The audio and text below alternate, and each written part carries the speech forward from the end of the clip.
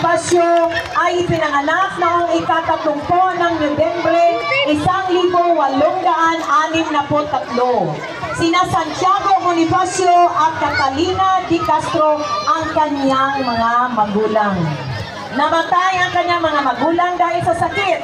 Sa edad na 14 na taong gulang siya na ang Dr. Jose Rizal at tinatawag siya nito na Supremo ng ibang kasapi ng Katipunan!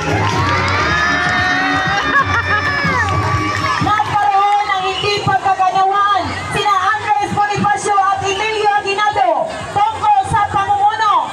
Dinakip si Bonifacio sa salang pagtataksil sa bayan. Nahatulan siya ng kamatayan at pinatay ng mga sundalo sa bundok Tala, Cavite noong Mayo, ika-10 ng Mayo, 1867.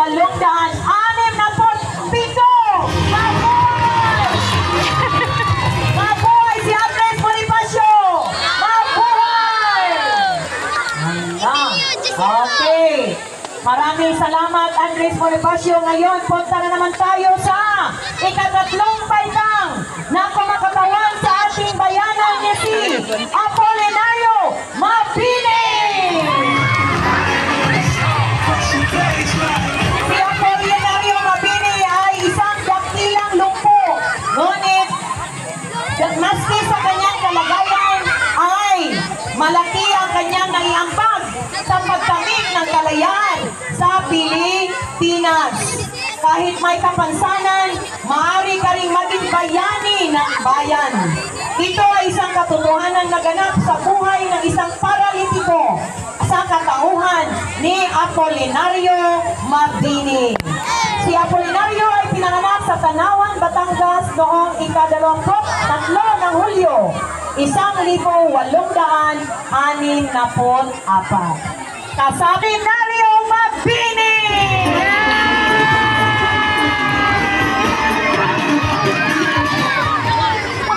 Okay, tungayan natin ang ika-4 na baitang.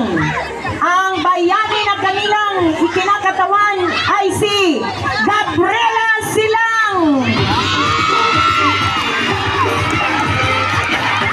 Naku, kilalang matapang na talaga ang mga babaeng Pilipino noon pa man.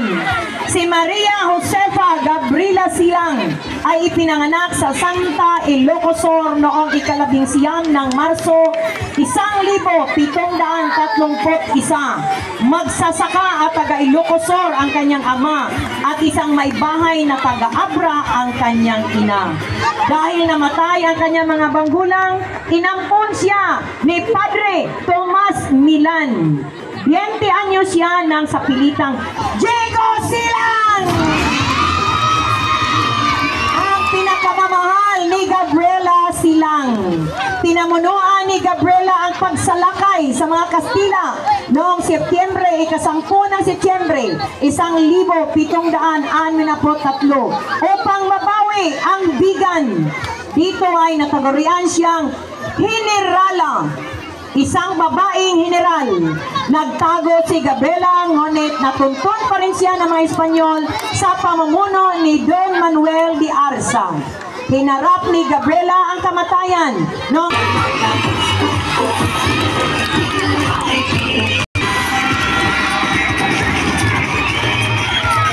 si Emilio Aguinaldo ay ang kauna-unahang Pangulo ng Pilipinas mula 1897 hanggang 1901 taon. Siya ipinanganak noong 22 ng Marso 1869 sa Kawit, Cavite at nagmula sa isang mayamang pamilya. Isa siyang revolusyonaryong Pilipino, politiko at leader ng militar na kinikilala bilang opisyal at unang presidente ng isang konstitusyonal na republika sa Asya.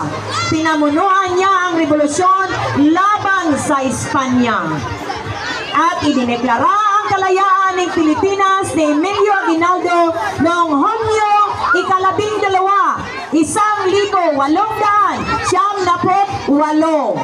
Mga kababayang Pilipino, ang unang Pangulo ng Pilipinas, Emilio Aguinaldo!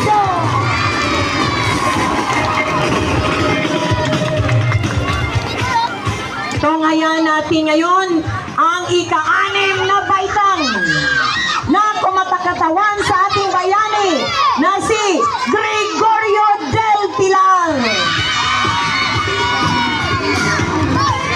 Si Gregorio Del Pilar ay pinanganak noong ika-14 ng Nobyembre 1800.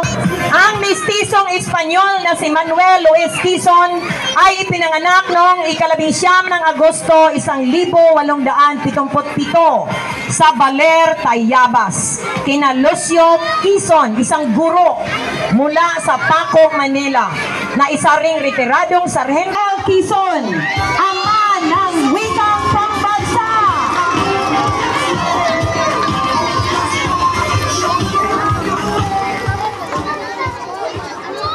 Okay, ngayon tunghayan natin ang mga bayani na naging instrumento ng pagkamit natin ng ating kalayaan. Palakpakan natin ang ating mga bayani. Kusga ka na palakpakoy.